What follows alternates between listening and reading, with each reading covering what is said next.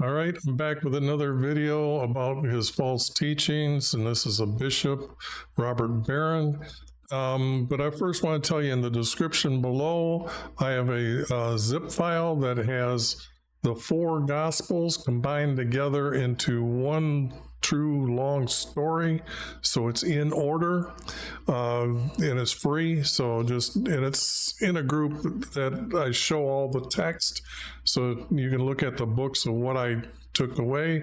And then there's like 160 short videos that I'm posting up right now to be on Rumble about combining these books together. Now the long form, I also have those, but I think there's probably probably only about 80 of them, but they're like, some of them are like 2-3 hours. So if you want to look up those, that's all on my channel, and I have them grouped in playlists. But he's given a sermon, and it's called "Whoever is not against us is for us." Now, he does teach that, but at the very end. But he's going to start out talking about a false story. And I want you to listen first to the beginning, how he sets up how it's the church is in conflict with itself. Peace be with you, friends. The first reading and third reading today are wonderful because they have to do with, I think, a basic problem in the church, which is the church at war with itself. Okay, did you hear it? Is no war with themselves. But the story now, when I pick up the clip, he's going to say it's the enemy of the church is at war. And then he's going to start teaching a story that is completely a false teaching. So I want you to listen to the story before I correct him. And so the enemy of the church, I think, loves to play this game of dividing us against each other. A very good example of this in the Old Testament is the Saul-David conflict. Remember Saul and David, Saul's protege. They're on the same team. They're fighting the same enemy. But then that voice is heard, hey, the women sing, Saul slew his thousands, but David his tens of thousands. And Saul is filled with murderous jealousy and just goes after David. And as you're reading that story, you're thinking, no. You guys have a common enemy here. And if you just stay together, you can beat the Philistines. But instead, David and Saul turn against each other, and the purposes of God are not realized. Now, when he said the purpose of God is not realized, you have to understand that is completely false. First, I want to mention that Saul never had David as a prodigy, okay? Second, Saul didn't really try to kill David because of jealousy, as he said. And then David never turned against Saul, so there was no conflict between them. It was all on Saul. Now, let me explain something. And what happened was Saul had went to kill ordered by our Creator to kill off everybody in the Amalekites, women, children, everybody. And that's because they had a sex practice with anything and everything, and all their children, everything, and even animals. Okay, so that's why our Creator was killing them off, all women and children as well. So the thing here is our Creator had Samuel anoint David as king when he was 10 years old. Now, that didn't make David king because there's already a king, and his name is Saul. It was only after David killed Goliath that Saul brought him in closer to him to keep who is this guy being able to do this? And he's declaring it that our Creator is with him. So it's this fact that Saul understands that our Creator is kind of with him, but at this time, he does not know Saul Samuel had anointed him king. Now remember, Samuel did tell Saul that he didn't like it and he's going to remove his kingdom from him. Okay. But he doesn't understand that David was anointed. Now, the song that he hears is what comes after the stories that David had been given a command of men to go fight as a unit, because they didn't always line up one like battle array where they set up two and then they go clashing. The Philistines would raid every once in a while, and this is what they would do, would send out saying, okay, raiding party, go take care of them. So there might have been a large party at one time, and David did, with his group, kill more than everybody else, and that's the song that was sung by them. But the text doesn't get into actually the story, how I'm exactly telling you this, but you can get the sense of that if you know the true story, verse by verse, what happens. Now, we have to figure out that at some point, Saul's going to find out about, he's going to be anointed, or he remembers what Samuel had said, but he doesn't know exactly David has been anointed. Just remember that, or keep that in mind. And then Saul, after this time that they did hear this from the people, that's when he started scheming against David a few times to harm him cause, by having him do some really weird challenges that I don't really think they're truthful. They're embellished stories. But the thing here is it was later that Jonathan, Saul's son, told David he was going to kill him.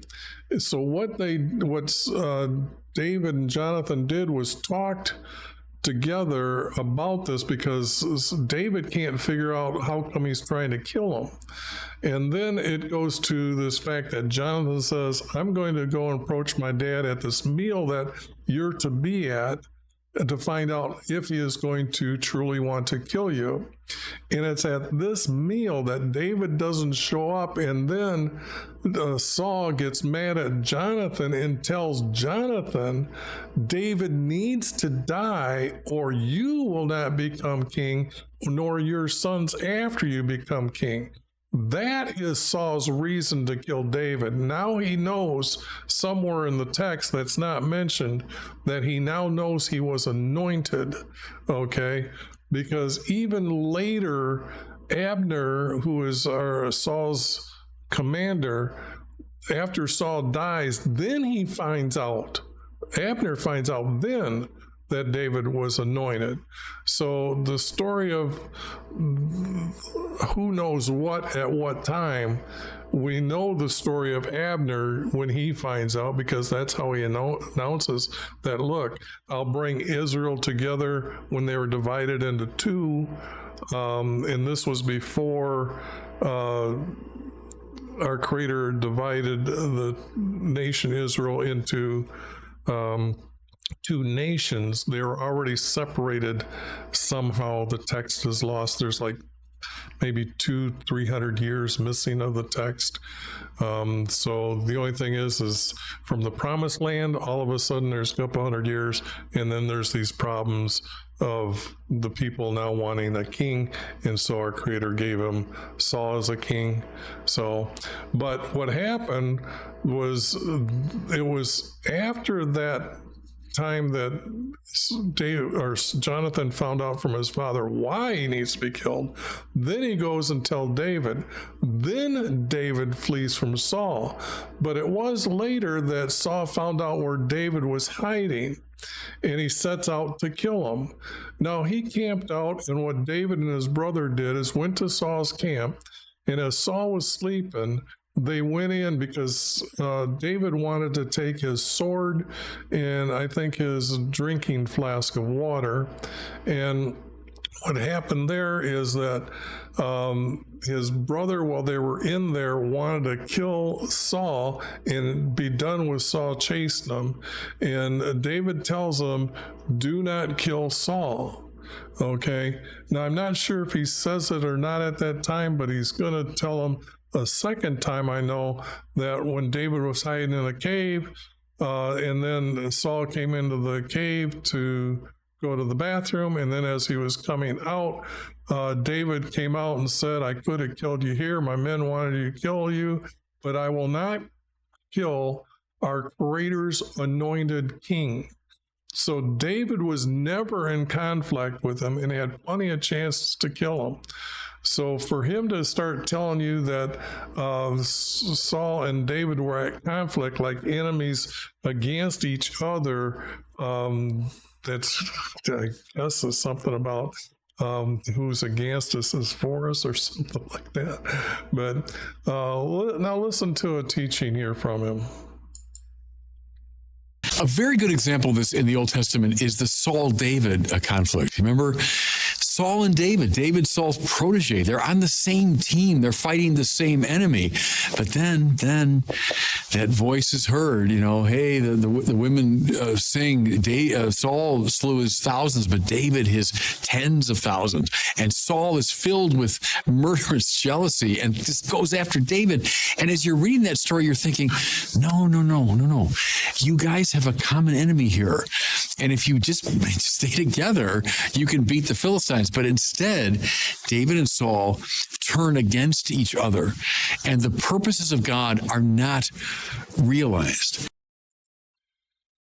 Now, that's a completely false teaching of what the text says. Now, I went over the story, so that is done, but I need to prep you for the next story. Now, the next story, I want you to listen to how he says this, because he's going to use a story from Numbers, and he's going to say this story is about our Creator wanting Moses to spread grace to 70 elders to help Moses govern the nation. But listen closely, because he's trying to teach that men get this grace to be able to speak prophecy. Now, I know he uses a different word than prophecy, but you have to listen to what he's saying. But I know in the text, it clearly states that our Creator has calls a male to him, and he witnesses our Creator either in a vision and after he knows it's our Creator, then our Creator will talk to him inside his said. And then he goes out and tells the people our Creator's prophecy, and most of the time it's that you're going away, repent, come back, or you're going to have problems, and then they'll tell them that the enemy is coming because you've gone away.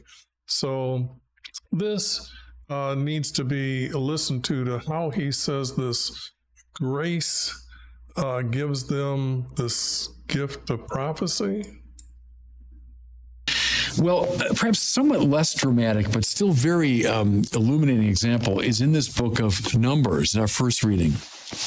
Here's the setup for it, is the Lord wants to take some of the grace he gave to Moses and spread it to 70 elders of the people so they can help Moses in his governance of the nation. And so they designate these 70 men. There's an official list of those who will receive the grace. And so the moment comes and these men receive the grace, but two who were on the list, Eldad and Medad, didn't show up. And so people thought, well, I guess, they're out of luck. But it turns out that the two of them get the grace anyway, and they begin to prophesy. Okay. Now, here I want to mention that you heard him say it's this gift of prophecy, and that's completely teaching how prophecy is given, or what really truly is prophecy coming from our Creator. Okay. So he should be explaining what he means, what this grace is, okay? Because he's not truly teaching from the text. He is, back when they were setting up the church, I don't know when they did that, but what the church did was had what's called the founding fathers that said, we're going to take these other books and then we're going to teach Jesus as a myth, and you're not supposed to read the text literally, and we'll tell you how to read it in a more authoritative way. And if you want to hear that, stick to the end, because I'll actually let you listen to that clip where he says that the church teaches Jesus as a myth. But what he's going to do here is give this word that prophecy gives them a prolific gift to be able to speak prophecy, which is just false. So let me see my notes here. Okay, I also wanted to mention there is the prophet who is prophesying and giving these warnings is because when you're falling away, or they were falling away, it's about them not obeying the 12 commandments. And if you read Exodus 21 through 17 and study the text, you will find 12 commandments. This is the agreement our Creator made with the people to live in the promised land, to give the land as an inheritance land, to live on forever as long as they obey the 12 commandments. If they didn't, they were to be removed from the promised land. This is also the laws that we must obey to enter into heaven. Now, this was the warning that the prophets give, that you're going away from these. And the other thing that the prophets started teaching is that Jesus is coming. Our son from David is the one that you're supposed to be watching, because he's going to be your king in heaven. Moses like cuts to the chase. I don't have time for this. This is a waste of everybody's time. I'd be happy if God made everybody a prophet. I'm not jealous because someone else has been given the prophetic gift. Okay. See, that's this words of prophetic gift. Okay. Let's listen here to the next story. Moses like cuts to the chase. I don't have time for this. This is a waste of everybody's time. I'd be happy if God made everybody a prophet. I'm not jealous because someone else has been given the prophetic gift. Okay. So he is teaching a story that there is another story in the text that's more truthful. Okay, about this governance. It is not governance. So let me pull up maps that I have made. I shut them both off. So let me get over here. Where is my map? Sorry about that. It messed up. Okay, here we go. All right. Now, when they came and approached the Amaleks to battle with them, Amalek owns this area here, and this is the promised land that he was going to lead, but they were to go past here to go into the promised land. Okay, they were trying to get by. Amalek didn't allow them. But it's after this that you should know that the next story, and this is the important story here that I want to tell. Now, they come, and this is just me making a path that they traveled with maybe 400,000 people, maybe a little bit more. But the thing here is they're resting here by the river.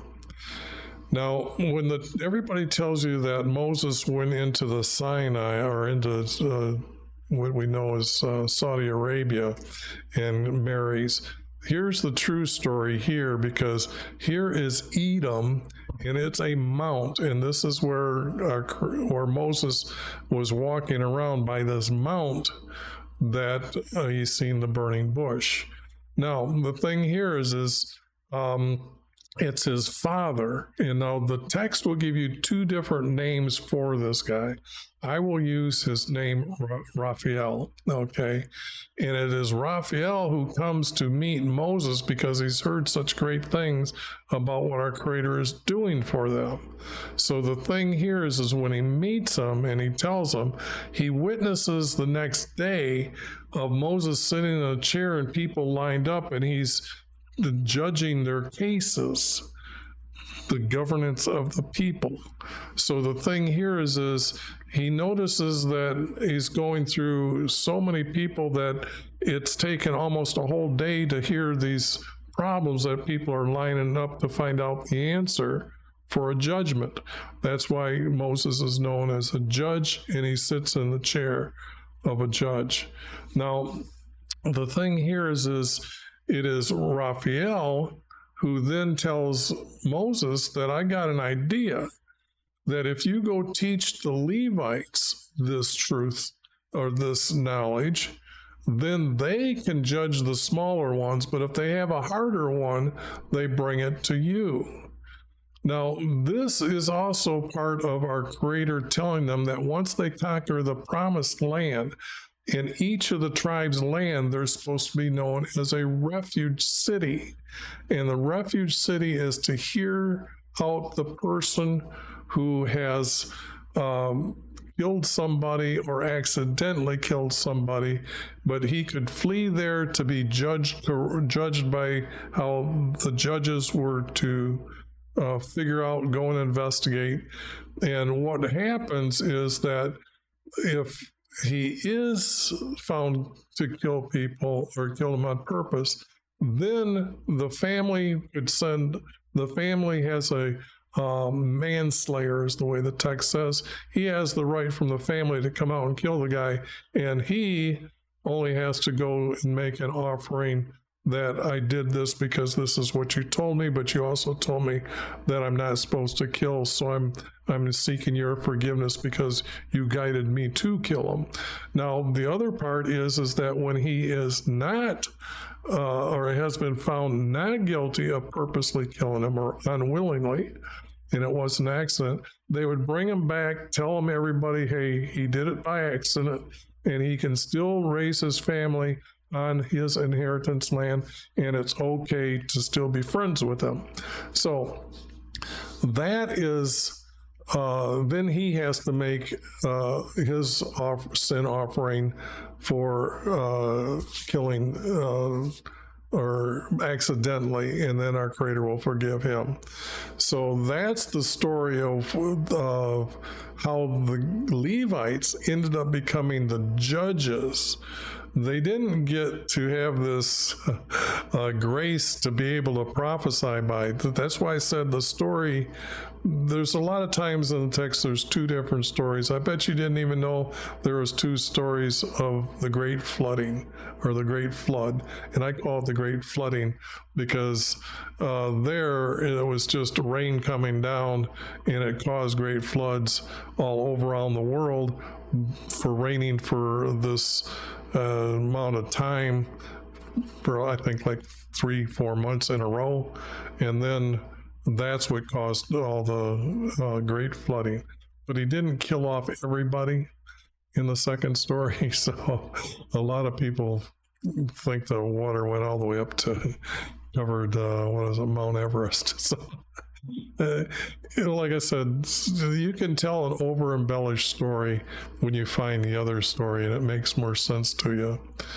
Okay, now I was telling you earlier that this priest has a problem, or I have a problem with how the church teaches from the founding fathers, and you're not supposed to read the text literally.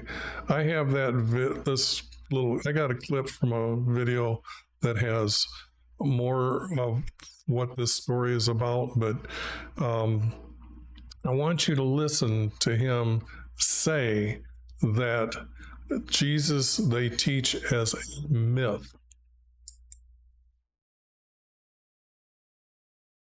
The early church, Ratzinger said this in an earlier book, opted for logos over mythos. Very interesting. Yeah. It opted for logic, philosophy, if you want, over the mythological tradition in explaining Jesus. Yeah. It opted for logic, philosophy, if you want, over the mythological tradition in explaining Jesus. Okay, you heard it. So if you want to watch that video, I'm hoping I'm going to start putting all these videos in the description so you can find them a little easier. And then you can go to my channel to see all the work that I'm doing on taking 24 books from the Bible and meshing them together like I did for Jesus's teaching from the four Gospels. But in that group of the ones in Hebrew, I have found the first writer's hidden formats, and that I have a lot of videos explaining. I think I've got over 300 videos, 2 to 3 hours long. Some I know I made over 4 hours long. So the thing there is I go into great detail of why the words are truthful or not truthful, and that's why the videos took so long to do.